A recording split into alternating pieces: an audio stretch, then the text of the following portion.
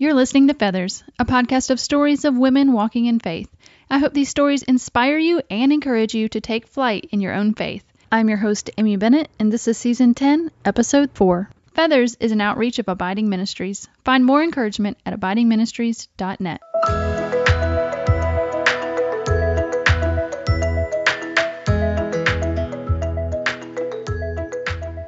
Well, hey friend, and welcome back to Feathers this week. I'm just so thankful to be back with you again. I am loving Season 10, and I hope you are too. This week I have on Emily Wierenga.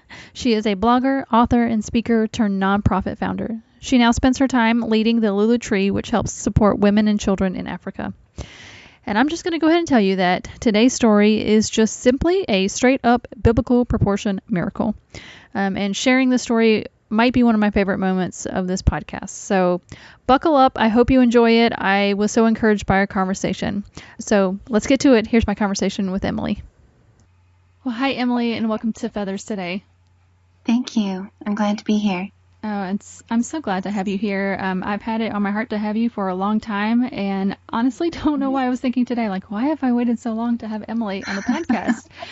But the only thing I can say is it's time now. So Yes. I'm just so happy to have you here. So I can't wait to share how we're connected. So we actually are connected through another guest that we've actually had on Feathers before, Wendy Speak. And Wendy and I have been connected for several years, but specifically in the last, I guess it's been 4 or 5 years now. Wendy has led a sugar fast at the beginning of the year, which is always good for me. I really saw God do some amazing things through that sugar fast. Sugar has just been kind of a stronghold, I guess you would say, in my life for several years, and just saw God do some amazing thing in my heart through that.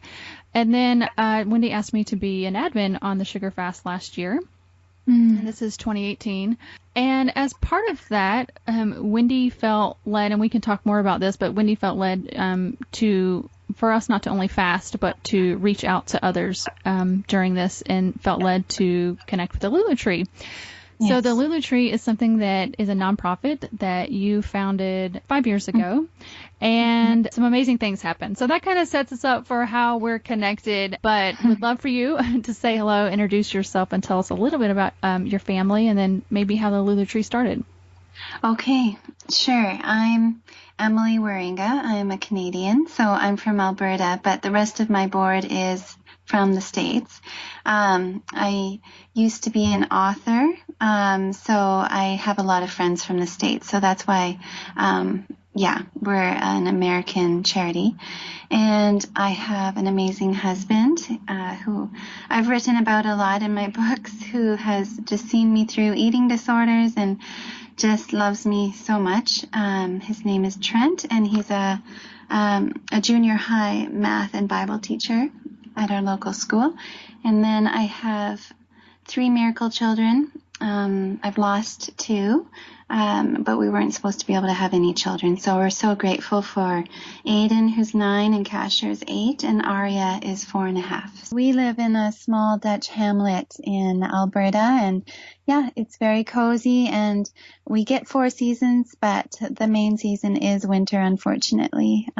It's very beautiful right now, though, with the leaves changing, and I love this quiet place. It's a farming community, and with me traveling so much, it's really good for my family to have roots here. I have yet to go to Canada.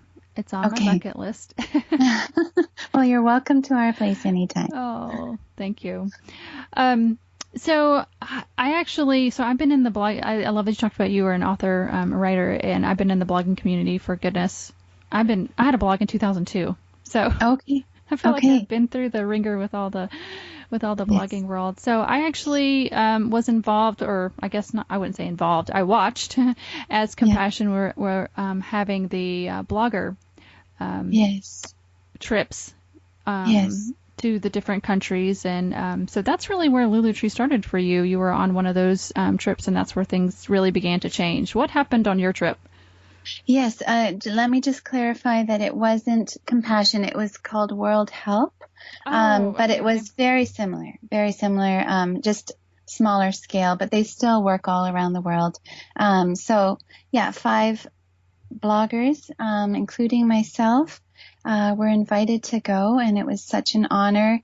At that time, it was about, 5 years ago, and actually 5.5. It was in January, and I had just lost a little girl that year.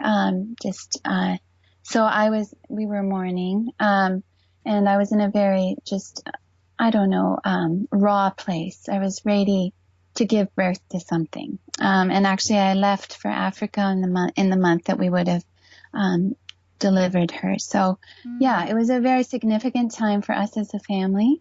I was in quite a questioning place in my, just a growing place with my relationship with the Lord too. We had just taken in 2 foster children for a year, and I was kind of expecting God to give us huge rewards for that.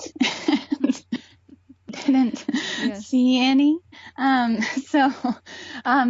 any physical ones anyway, but so I was just in a kind of a growing place with the Lord, recognizing that I wasn't as mature as I thought I was with him, and still expecting him to give me rewards all the time. And meanwhile, I didn't realize how much healing I needed personally. I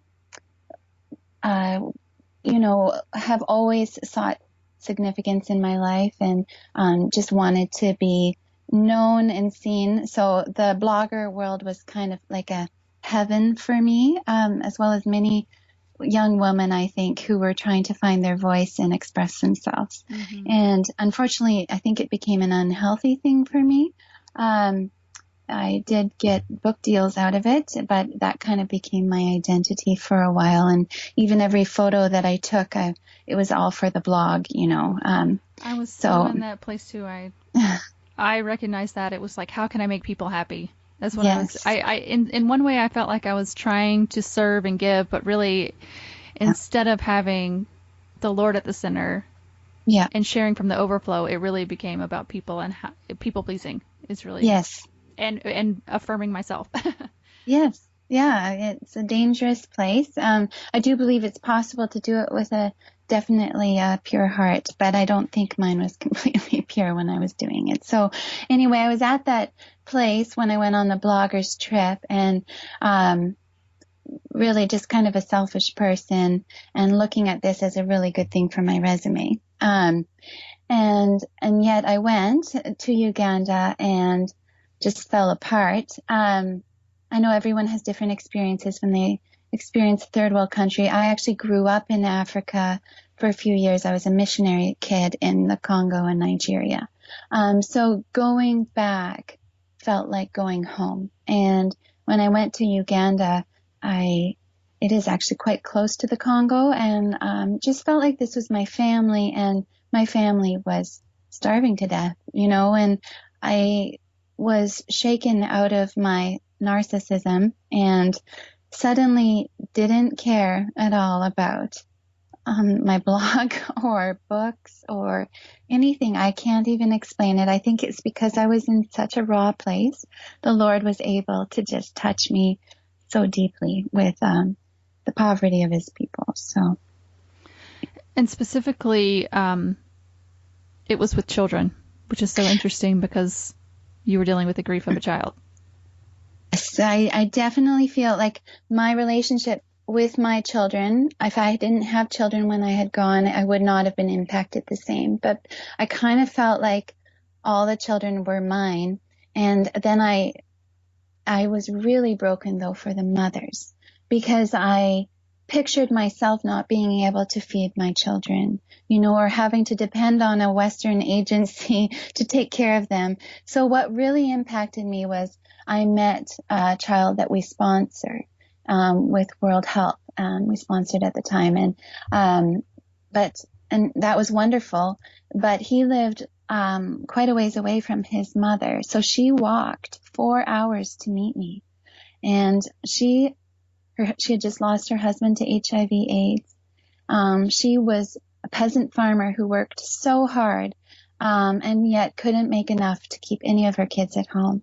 So they were all being taken care of by Westerners in this, like, it was an African-run school, but Westerners funded it. And I was just really impacted when she showed up so humbly. And her son kept looking at me like I was, his mother. And I wanted him to look at her that way. And I thought, there is something wrong here.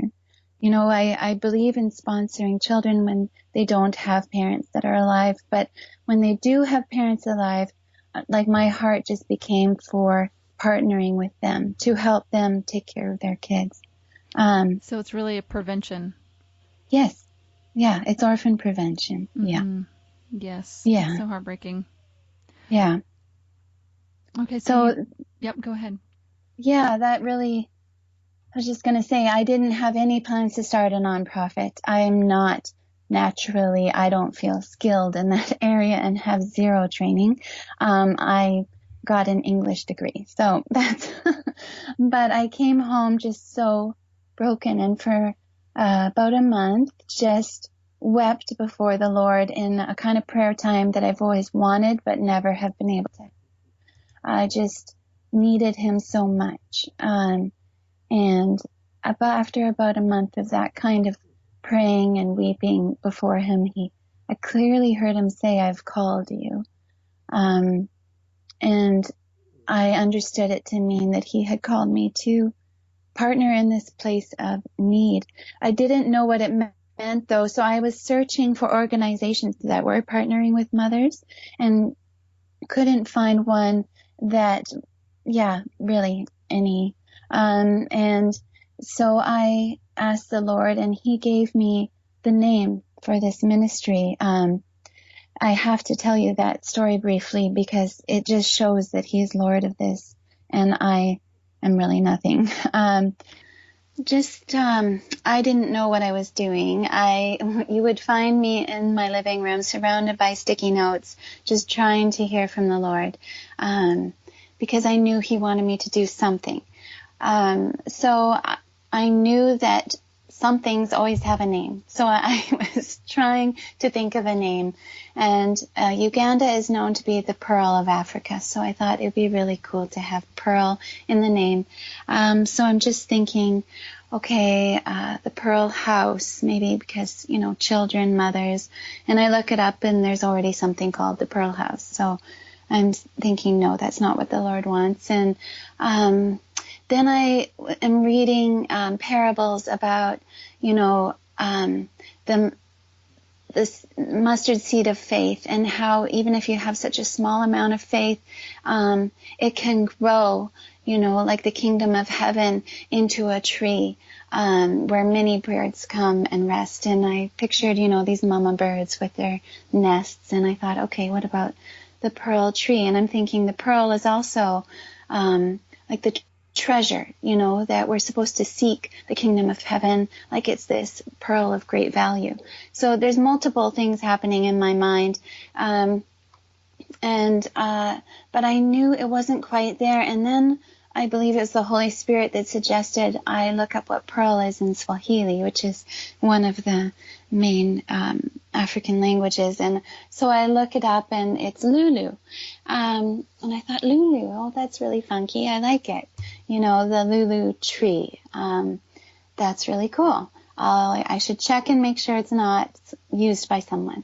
And when I researched it on Google, it's an actual tree that grows in Africa, and it grows all across the central area of Africa. So it's kind of like a belt across Africa.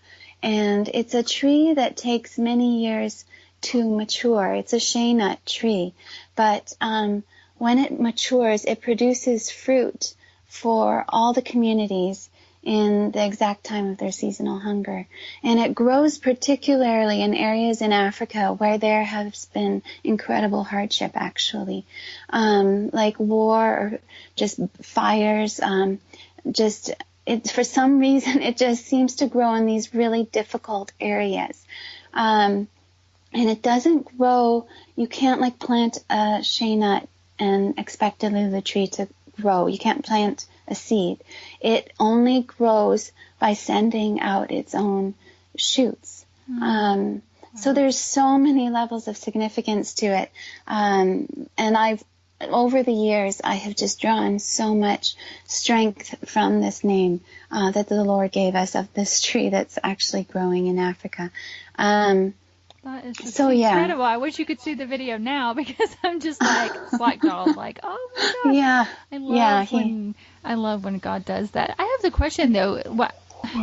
While we're talking about this, I have found this so true in my life that a lot of times, some people might say, well, why did God just not give you a name? Like, why didn't he just say Lulu Tree? Instead, you have all these sticky notes and you're going on this hunt and it's like, it's almost hard. Like, it's very satisfying, but it's hard. So why, I have found that God does that too. Why do you think that is?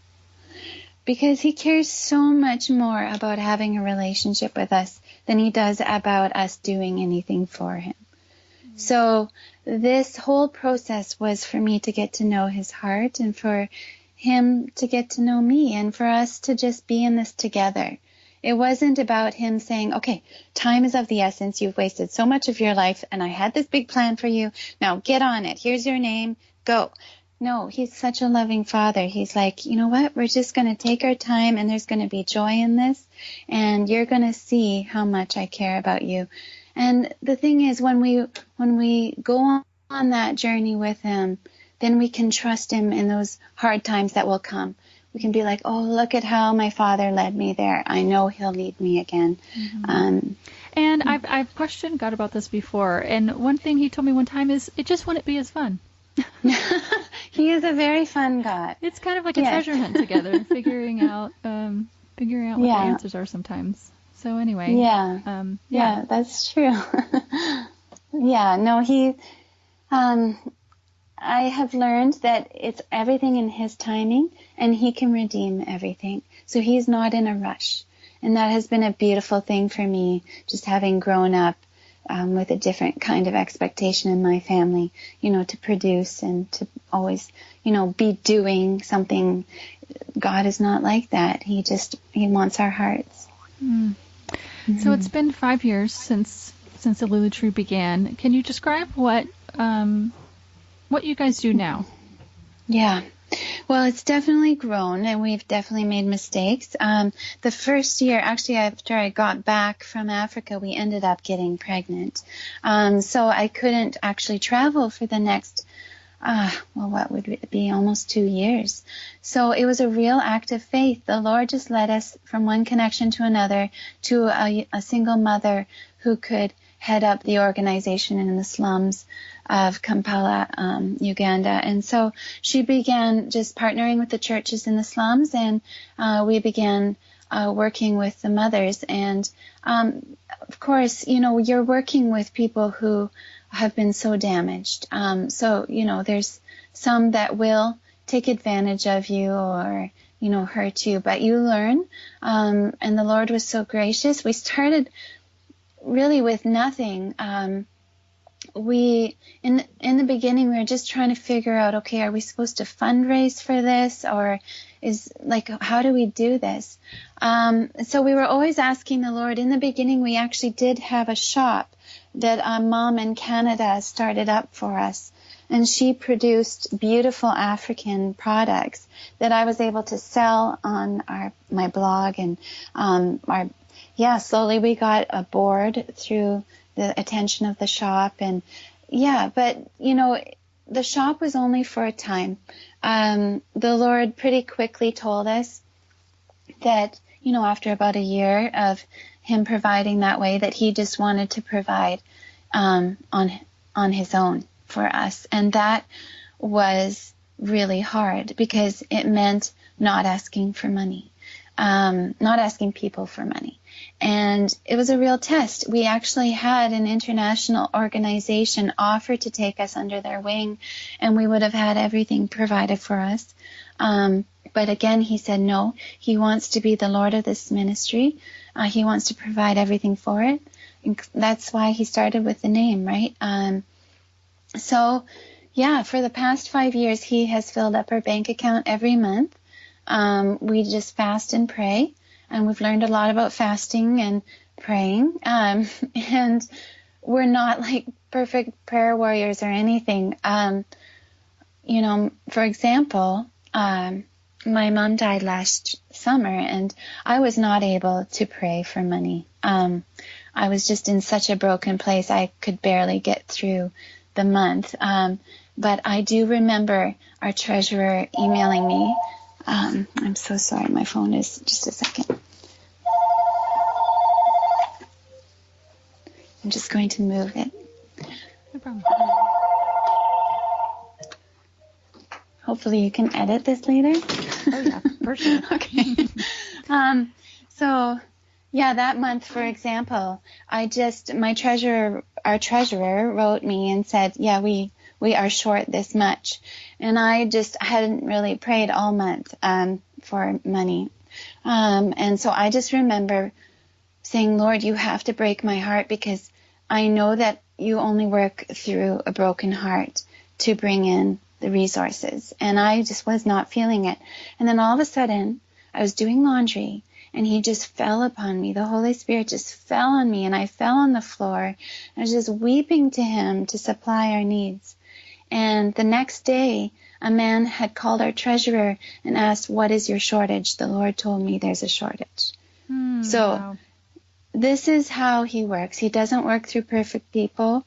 We are very broken. We're a group of mothers that just work in the margins of our day. None of us get paid. We all volunteer our time. We give as much as we can. Any trips that we take are out of our own pocket. We just want to see things done differently. And so we also believe that with faith raising, which is what the Lord has named it for us, that in faith raising, we're not just raising money through faith. We're raising people's faith. Because, when they see what God can still do, we need that. We need that reminder in our North American culture that God is still alive and very much our Jehovah Jireh. And so it's been a real blessing. It was me last night. Like, God, it's so easy to doubt. Like I have a podcast about faith. Yes. And yet here I am. Like, God, are you real? Like, do you still work? It's like, yes. How easily we forget. And I think we do need a faith raising our faith all the time. And that is why this podcast exists. And I'm so glad you guys are doing in that way. So one of the things that you guys do is Mama Kit. A Mama Kit outreach. So explain a little bit about what these Mama Kits are. So one of the things we found out pretty quickly is that mothers in Uganda particularly, we're actually in 4 different countries now in Africa, but in Uganda in particular, they cannot enter a hospital to have their baby unless they have certain supplies, like a clean plastic sheet, plastic gloves, some like thread, razor blade, it's hard for us to comprehend. Yeah, they have to somehow, these women from, many of whom are desperately poor and can't even feed themselves, have to come up with these things so they can safely deliver their babies. So most of them end up scrounging around, in the slums for like a used razor blade or, a dirty piece of plastic. And so we thought... that often lead to the death of the mother? I mean, when things aren't clean and it doesn't go well, so then we have a healthy baby. But the mother, so now we have another orphan situation. So this is helping, is helping preventing orphans. Yeah, and obviously saving the mother. Yes. Yes, and it's always combined with the gospel outreach. Now, one of our biggest beliefs is that Africa can help Africa. So we are working towards that with sustainable projects, with all of the pastors that we partner with. We have them develop the ideas that they want for their communities, because the Lord only leads us to pastors who have a vision for their country and are just not able to do it because they don't have the resources. So we really just come alongside them prayerfully and in faith send money, and they use it towards these projects, and report back to us. So one of these areas has been the Mama Kit outreach. So they actually put together the Mama Kits. We have a school for teen moms actually in Uganda, and these teen moms have done a lot of these outreaches, and they put together the kits using local supplies. So it's only $8 US for a kit, and then we send the money, and then they put it together, and that also supplies a meal for these moms. So they will gather together, have a meal. The pastors will lead in a gospel outreach and a gospel message, because that's truly why we do anything that we do, is to save, to bring them into the kingdom of heaven. But of course, unless we feed them, unless we clothe them, unless we care for them, they're not going to actually believe that the love of God exists. So, the Mama Kit is like the proof of God's love, right? Many of these are Muslim women, who end up coming to church and bringing their whole family to church afterwards because they're connected with pastors through this. We've had many healings, just over, like, some babies just have been delayed by like a month, or they're all twisted inside the mother, and of course they don't have what we have, like ultrasound machines and that. So we just have to pray, and the baby comes out naturally and beautifully. So we've seen a lot of goodness through this, but I think the greatest miracle was last March, if you want me to talk about that. Yes. Okay. So here's where all of the stories collide. So you guys have this core belief in faith raising, and so Wendy, as we mentioned, did the sugar fast, is one of these people who God began to speak to about this. Yes. So if you want to, share how what was on your heart before this, and then how Wendy got involved. So, yeah, Wendy's been my friend, actually. We were authors together. We hung out at writing conferences together, and she's followed the growth of the Lulu Tree, and the Lord has just used her mightily in this ministry, but I know she wouldn't want me to say that. So, but she just has a burden for God's people. And so the Lord has used her to start this sugar fast, and then he used this sugar fast to bless many mothers in Africa by helping, he provided the resources for them to be able to supply 500 Mama Kits last year. So again, we want all the glory to go to God, because we know it was him that put the burden on Wendy, and him that moved in the hearts of all the women who were going through the sugar fast. So we were very excited about that, of course. Now, meantime, I want to just clarify that my mom became palliative right before I left on this trip. So I went completely broken on this trip. I did not want to even go. I wanted to be with my mom. I knew she only had a few months to live. I was frustrated with the Lord. Just was not in a good place. Really wanted to spend a lot of time alone on my trip in Africa. And that's not good when you're meeting everyone that you work with. So he was very gracious. He ministered to me so much in Africa. But one of the greatest ways was through the Mama Kit outreach. And let me just set up a little bit, is that I think the goal originally from the group, how Wendy had put it, is that we were trying to raise 500, and that was a number that you guys, that the Lord gave both of you. That's right. To both of you. So you guys thought, I want to do 500, and Wendy's like, oh good, I want to do 500 too. That's exactly right. So that was the goal for the group, and then my understanding is, if I have all the numbers right, my understanding is then an additional 100 kits were raised, or enough money to get additional 100 kits for another outreach.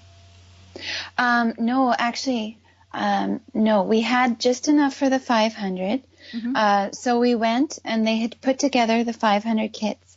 So that's all we had. We just had 500. So we were really hoping that 500 mamas would show up, obviously, but we didn't think too seriously about what if would happen if more than 500 mamas showed up. Right. To me, 500 was like the maximum, an amazing amount. And yeah. So the night before, we kind of flippantly prayed that the Lord would multiply, the food for the outreach, the mama kits, but it wasn't a super heartfelt prayer. It was just, yeah, that would be good. So the next day, the mama started showing up at like 6 a.m, and they kept coming through the day. And the pastors actually registered all of their names because they want to be able to connect with them afterwards. So they were registering names for about 6 hours. And meanwhile, a worship team had come from Kampala and was leading. They all volunteered their time. And we had these tents set up, again, that were just donated to us. And we had a catering crew, an African catering crew that was volunteering their time and serving the people. We had so many village children there who were so hungry.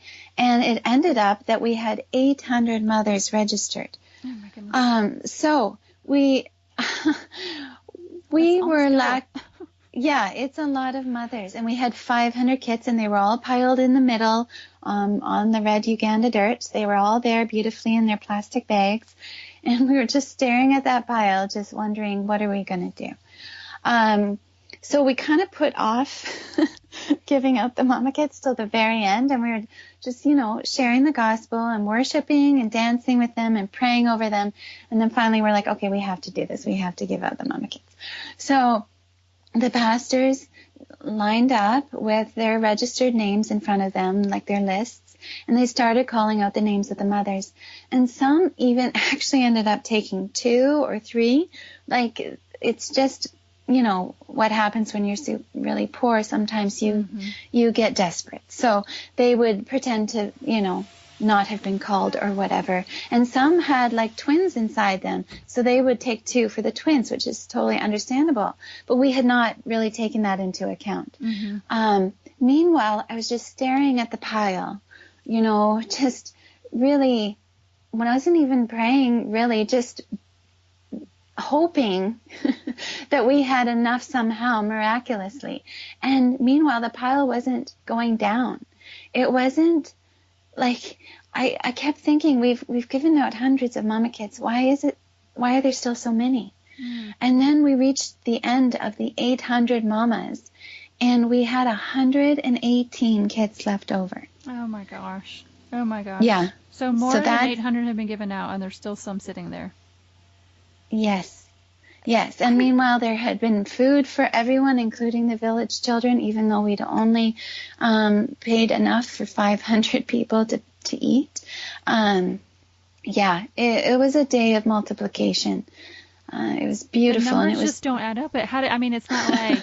It's not like mama kits are just miraculously popping in the air, right? It's just somehow. The pile just didn't go down.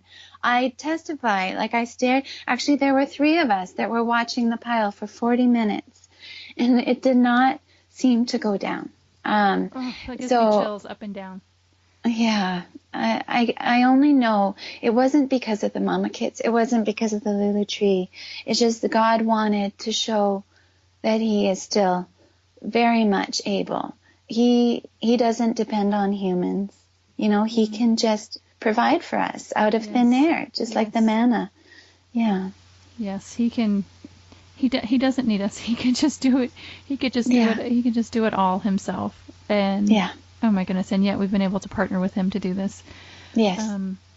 Golly, what do you do with that? What do you?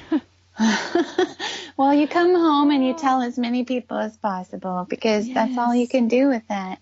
I actually was just I was just on Facebook, I think, and saw an article that, and some of these things I'm not sure, but they had found, so archaeologists had uncovered where there was some sort of mosaic, and it had the 5 loaves and 2 fish on it. It's just like you make art out of it. Like you just want to you memorialize it. You tell people like, wow.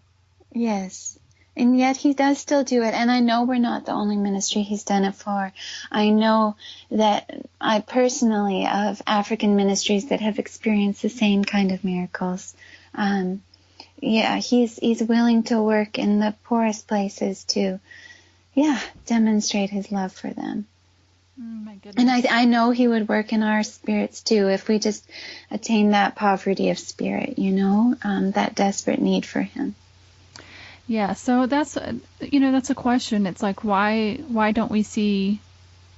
We do. I mean, why do some people not see that? And I think that is so true. It's that poverty of spirit that we need. Myself, I need to have more.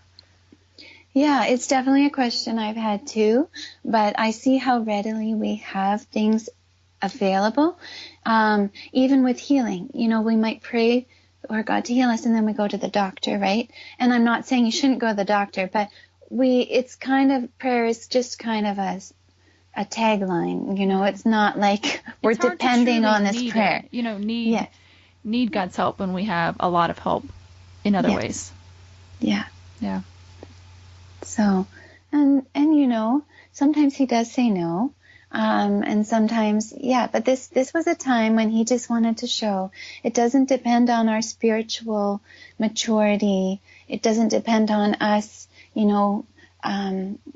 just having a certain even amount of faith. We were all doubting and he just showed up. That is his grace. That is something that I had read through the scriptures about faith. And I realized, sometimes people didn't have faith and God worked anyway. Yes. Like it's not dependent on us. It's when God wants to show himself. And I think sometimes, God gives us these glimpses of himself and we go, well, why aren't you doing this all the time? Well, maybe maybe one day when God makes everything right again, I think this is just a glimpse of what's possible and does give us the faith. Yeah, and I do think, like you said, it's him showing what he can do and then saying, will you believe now? Will you trust me now? And it's not that often he will do that right before a really difficult time in our lives. He'll give us just a huge demonstration of himself because he wants us to trust him when he's not so obvious, when he's... That's so true. That's what this whole podcast, if you go back to the very beginning, when we first adopted, things had gotten really, really hard. And I was just like, God, are we doing the right thing? And out of really a lack of faith and doubting, I asked God to show me feathers on a walk just to confirm that he was working. And it really was, as I see now, such a lack of faith in how he had led us already. But on the walk, he had led me to particular places, and I found 3 different feathers. And I have like 3 kids now. We had 2 girls, and it was the 3rd one, and I found 3 feathers. So I felt like it was like, in my little nest, I had my 3 feathers. But things still, it's been 5 years, and things have still been so hard. But I always point back to that miraculous moment and go, okay, if God can do that, he can help me through, today. So I think that's totally true. I think he does show himself big sometimes in order to help us through some troubles. Yeah. I mean, he asks a lot of us. I mean, the more we know him, the more he wants. He's a jealous God. He wants our attention. He wants our time.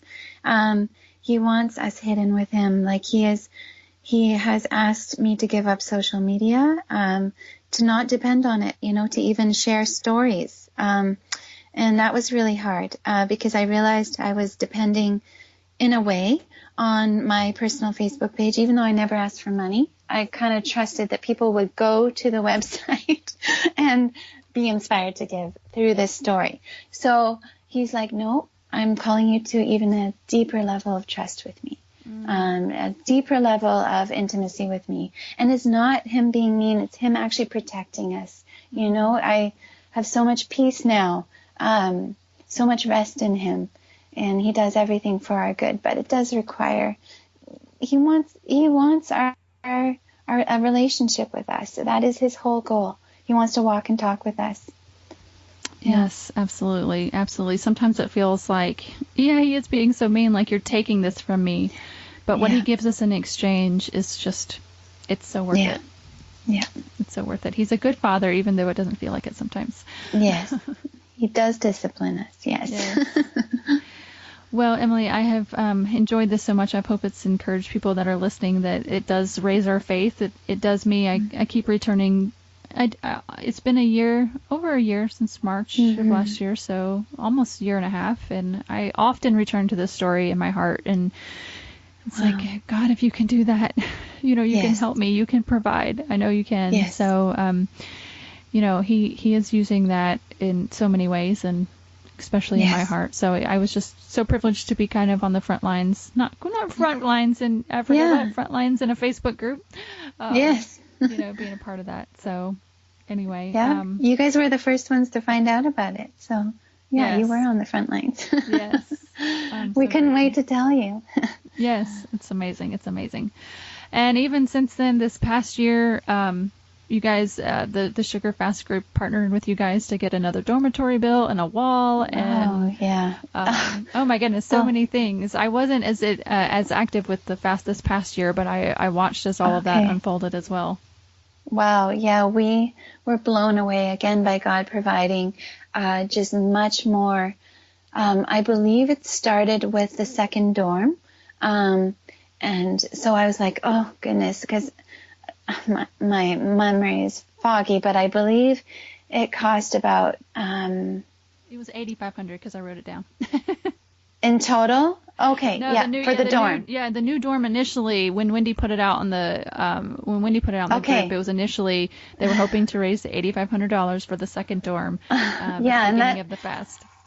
That took so much faith for all of us to believe that he could supply $8,500 for a second dorm. And the group ended up, through God's grace, providing $45,000. Oh my goodness, that gives me chills again. Like, I already know it, and it still gives me chills thinking about it. I know. And yeah, it not only supplied the wall, it supplied a borehole, it supplied the second dorm, and a huge study hall for them to be able to train mothers with sewing machines, which we're, planning for this year, and then to be able to just do their homework and learn.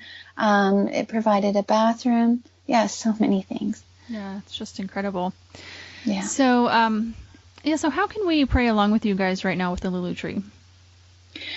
I am taking a huge trip in November to see the 4 different countries that we are partnering with them. And so I'll be going to Sierra Leone, Liberia, Uganda, and South Sudan.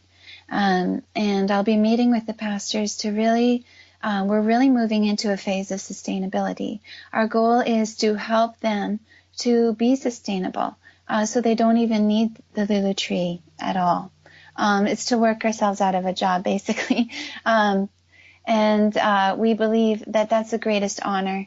When I remember that mother and how she worked so hard as a peasant farmer and yet couldn't provide for her child. And if we just long to see justice, return to these countries so that, they can receive a fair wage. They can see the fruits of their labors. So they don't have to depend on Westerners, But in the meantime, we love the relationship that is happening. We are truly becoming family with our brothers and sisters over there. It has been so humbling to meet such an amazing men and women of God who are just sold out for their people and willing to sacrifice everything for them. So, yeah, if you could pray for my family and me as I go through this, it's an 18-day trip and 4 different countries.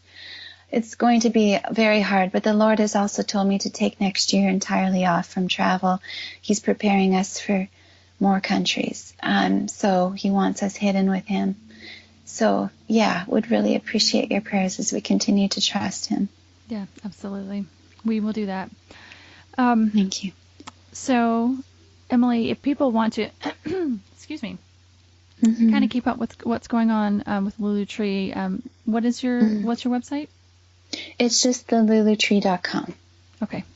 Yeah. All right. Well, I just thank you so much for taking the time to talk today, and just pray many blessings on your ministry. Thank you, Amy. It's been a pleasure.